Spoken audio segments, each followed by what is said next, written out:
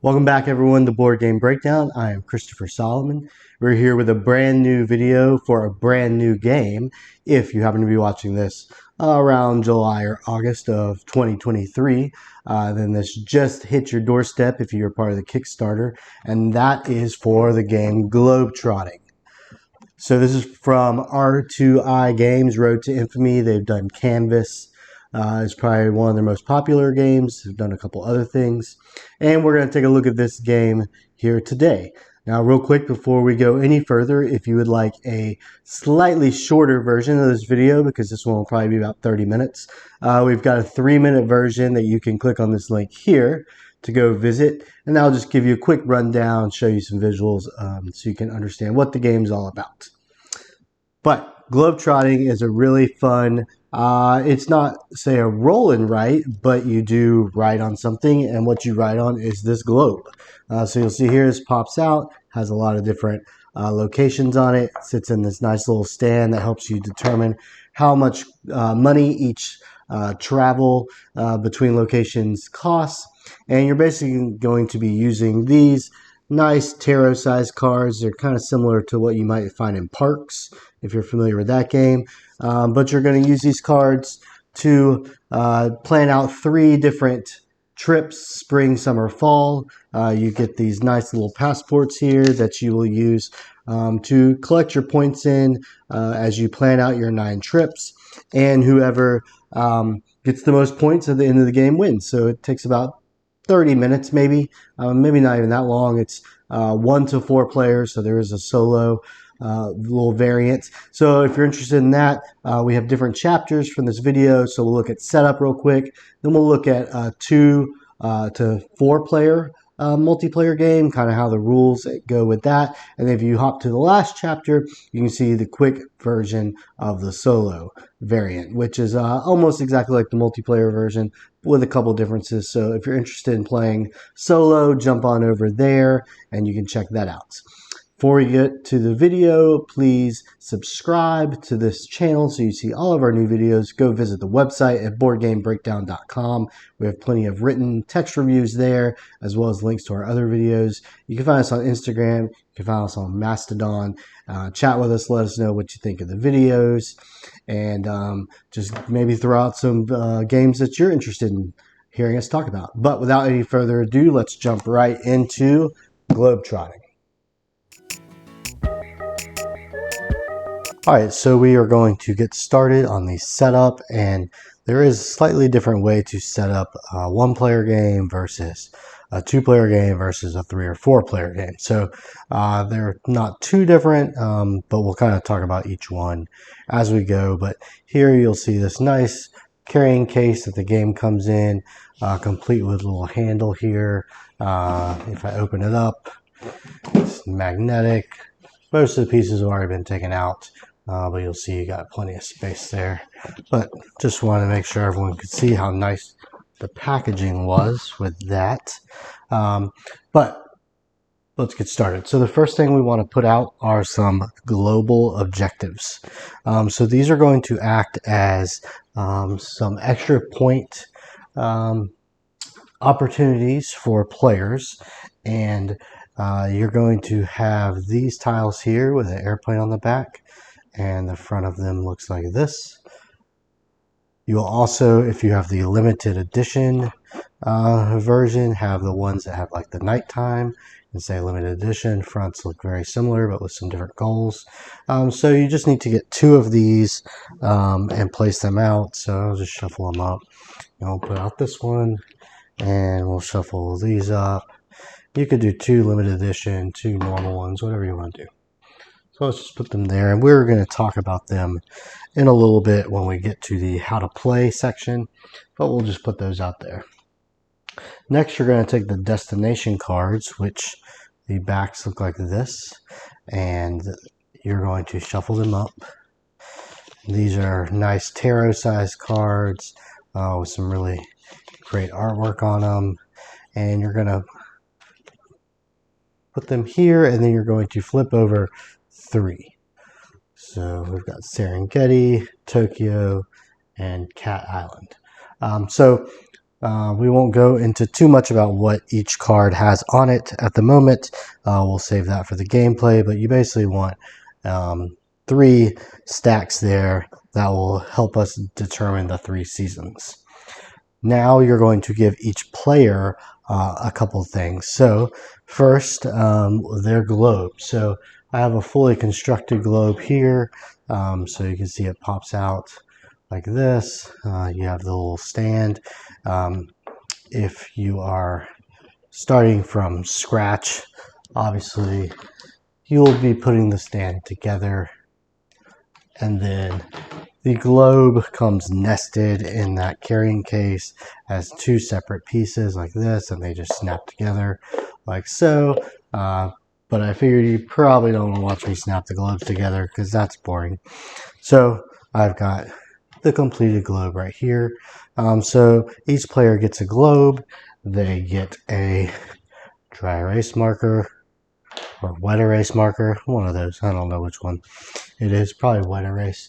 Then they also get a passport. So because it's 4 players, you have 4 different passports here. The passports are going to be where you keep track of your points and stuff. So we'll just give Botswana to this player, but each person would get one of the passports. And then if you are playing with the limited edition travel rewards, which look like this, they're like, kind of like a credit card on one side. Other side has like a variable player power. You shuffle these up and you deal out 2 to each player, and then they select 1 that they can then use. But we'll leave that out of the tutorial, but I just wanted you to see what's there with that. So then we have some bucket list items. So there are 3 decks of cards, each with a bucket and a list on the back, hence the name. So they look like this. So here's like the fall one, spring, and summer. So you're going to shuffle these up, and each player is going to get 3. So there's a couple different ways you can do this. For beginner players, it recommends that you just give like 1 fall, 1 spring, 1 summer. There are some directions for more experienced players where you can like draft them. So we're going to just throw 1 of each out here like that, and you would give 1 of each to everybody if you're playing at a beginner type game, or you could follow the directions for a more advanced set. And then lastly here, you're going to give out these festival tiles or tokens. So this is where it gets a little different if you're playing with 1 or 2 or 3 people. So I'm going to move these out of the way slightly. So if you're playing with 1 or 2, and I'll actually go into more detail on the solo game if you want to skip to the last chapter in the video. But if you're playing 1 or 2, what you would do is you would take these festival tokens, and the spring one will go left, summer will go middle, and fall will go right. And we'll talk about those more, but they're basically a way to get some extra points when you are playing with 1 or 2 players. If you're playing with more than 2 players, you will actually not use those. Instead, real quick, if you're using 1 or 2, you're still going to get just 1 of these festival tiles, and you're going to play it on let's turn it over, sorry, on the 1 or 2 player side. But if you're playing with 3 or more players, you're going to get rid of those tokens down there, and you're going to put 1 of these between each people. So say I had a player sitting here and a player to my right, that would go in between us, and then I had a player also to my left. I would put that in between us, and we're going to share this tile, and me and this player are going to share this tile. So we'll talk about that too, but for the sake of this little tutorial, we're going to just move forward as if we're playing with 2 people, we'll say. And so we'll do like that. We have our cards here that we'll put down here. We have our passport, and we have the globe. So at that point, we are ready to start playing. We will jump right into the gameplay.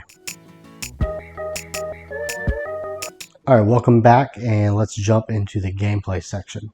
So the first thing you're going to do is you're going to mark your spring destination, your summer destination, and your fall destination on your globe. And this is where those trips are going to start. But let's take a look at one of the cards first so you can understand what's going on here. So one thing I like to point out is at the very top, you'll see a coordinate. So Serengeti is G3. So that is going to help you find it if you do not know your geography. And you're going to see right here, there are different letters. So if we went around to G, boom, and then you've got a line here. So this is like 1, 2, 3. So in G3, we found Serengeti. So that's how you can help find your destinations if you don't know your geography again. And then lastly, the other important thing down here is this emblem. That tells you what type of destination it is. I don't remember exactly what the names are, but there are like city ones, like Tokyo there. There's like these resort ones that are the umbrella. That's probably some like nature related type thing. And then there is also like an ancient ruins type one. And those same icons are on the globe itself. So you'll see there, like that's the ancient ruins one. You've got some of the city ones. So that usually plays into these cards down here and will help you get some extra points. So what we're going to do is we're going to find each of these, and we're going to draw this little emblem that denotes that that is our starting point for our spring, summer, and fall trips. So let's grab the globe and we'll go to Serengeti, which was here, and we're going to draw the little spring icon. I guess you could draw whatever you wanted as long as you know it's spring. We're going to go to K1, so we're going to go to Tokyo, and we're going to draw a sun around it for summer, and then Cat Island, which is very, very close. We're going to draw some sort of like leaf for the fall.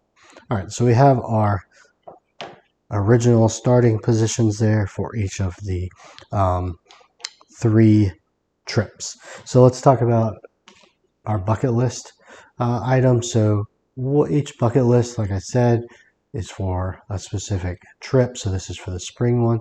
And so this tells you down here, it reminds you again, it's spring. It has a little name, and it says, so you'll get 5 points at the end of the game if in spring you visit 4 of the same destination type. So I know that for my spring trip, I'm going to want to hit up at least 4 of the same destination type as far as this goes. So spring has already got one of these little trees. So maybe I want to go to multiple tree ones so I can get that out of the way. My summer destination here is, oops, sorry, I hit the camera. Go sightseeing in Europe. So in summer, I'm going to score 1 point for every destination I go to in Europe. So maybe I want to get over to Europe and kind of hang out there for the summer. And then for my fall, it is visit 1 destination in Africa, 2 in North America. If I do that by the end of the game, I'll score these 5 points. So you kind of understand how those work. These up here are very similar to this in that there's some sort of goal, so 2 destinations in each of the 3 rows.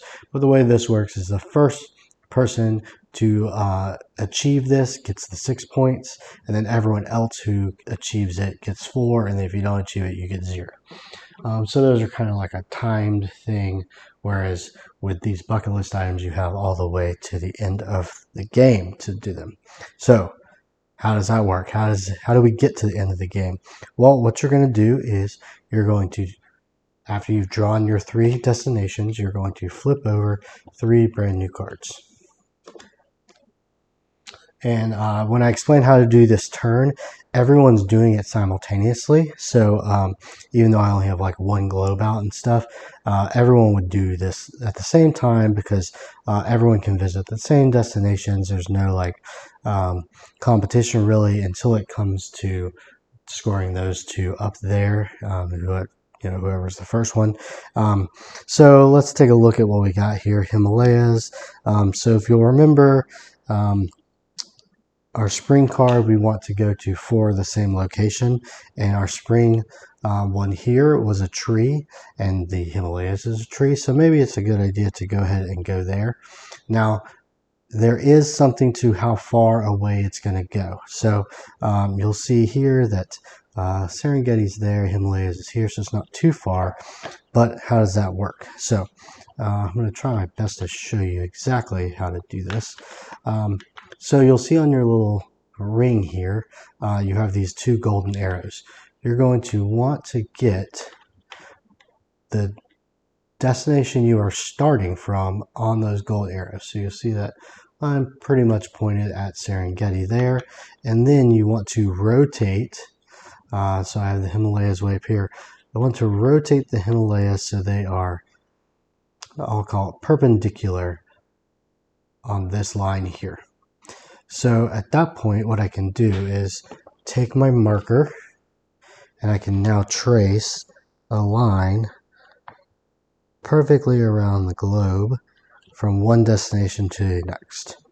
And it's going to be important to know this number. I've passed into zone 3, so that's going to be important in a second. But you'll see now that I have a nice little line from Serengeti, which is a little off base, but it doesn't matter, to the Himalayas. And I like to put a little arrow here so I know that I was going that way.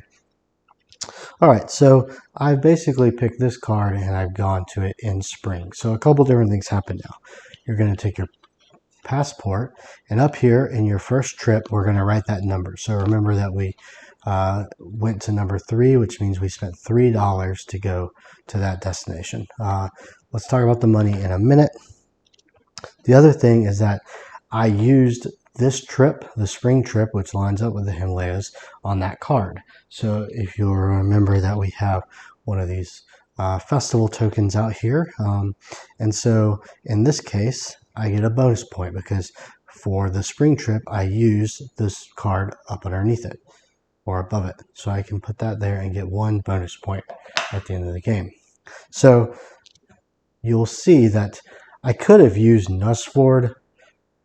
I probably pronounced that really wrong. I could have used that for spring. I could have used Chicago for spring. I could have used Himalayas for fall. You don't have to use them in the same columns they're in, but you do score the bonus point if you do. Now, you see that there are limited bonus points, so you can only get 2 for each trip or each season. So, just that kind of depending on how you want to play. And I like to make notes on here. So like I'm doing the little tree and I've done 2 trees so far. So I know I'm 2 out of 4 on that one, where I haven't done those yet. So after everyone picked whatever they picked, drew their map, their line, we would say 3 more. And you would go so on and so forth until you have filled up all $9. So everyone's taking 9 trips. Now let's talk about this real quick. If you were playing with 3 or 4, and remember in this case we're putting this between this player and that player, you would not have these out here. Instead, you would sort of declare, I would say, well, I'm going to pick San Juan and I'm doing it for summer. If my partner here, not really partner, but neighbor, said, oh, I'm also doing San Juan in the summer, then we would get this bonus point because this is called travel companions and it's kind of like we're going on the trip together, so we would get that bonus point. So if we share the same trip in the same season with our neighbors, and remember you have a neighbor over here and a neighbor over there, then you can get up to 6 points. So it's very similar to how you're getting 6 points here. It's just a slightly different mechanism to how you're gaining them. All right, so let's talk about in-game scoring here. So everyone's gonna fill in their dollars here, depending on how far each trip takes, and then at the end you're gonna write down your total dollars here, and everyone's gonna call them out, and whoever spent the least amount of money is gonna get 2 points right here. So we'll just pretend that I got 2 points, because say I spent $20 and everyone else spent $23. Up here, these two blocks are for if you scored either one of those. So we'll pretend that I scored the 1-6 first, but then this one I never scored. These are for our bucket list cards. So you would go through here and say, well, I scored 5. Maybe I didn't score any of those, but I scored that 5 too. So we get 10. This was for that festival tile we just talked about. So we'll say that we scored 3 of, and then you just add everything up. So 19, 20, 21. So I would have got a score of 21. Compare whoever's got the most wins. If there's a tie, then it's whoever spent the least amount of money is the winner there. So that is the gameplay for multiplayer 2, 3, or 4. People. So I would like to call out that these cards, it's really fun because they have some that are still obviously real places to visit, but are kind of based around board games. So Santorini, San Juan, what else do we have? Isle of Skye. So that's a fun little addition there. The artwork's really great. The globe is fantastic to mess around with, and once you start drawing all your different routes, it's pretty fun to look at. And I like how they have the map in here. Once you put it in the first time, these kind of pop on and off, and you don't have to take the map out. It's kind of secured in there, so it helps with setup. Doesn't make it too crazy for that, so that's pretty easy. But that's pretty much the game. So if you want to continue on to the next chapter, we'll do a quick rundown of how the solo game works. If not, thanks for watching. Make sure to check us out on Mastodon, Instagram, go to the website boardgamebreakdown.com, see all our reviews, and please subscribe to our YouTube channel. Thank you. All right, welcome back, and let's talk about the solo version real quick. There's not much difference to it as far as setting it up, but there's a little difference in how you score the AI player. So you'll see here, if you watch the earlier chapters, it's basically set up like a 2-player game where you've got the festival tokens out and you have the festival tile to the 1 and 2 player side. Now the AI player is going to just get a blank passport. They're not going to get anything else. So right off the bat, they are going to get certain points. So the AI player is named Abby, and so that AI player is going to score 2 points for every bucket list card that you have. So if you're playing with the kind of easy 3 card version, then right off the bat, Abby is going to start with 6 points here. So the more bucket list cards you get, the more points Abby will start with, so making it a little harder.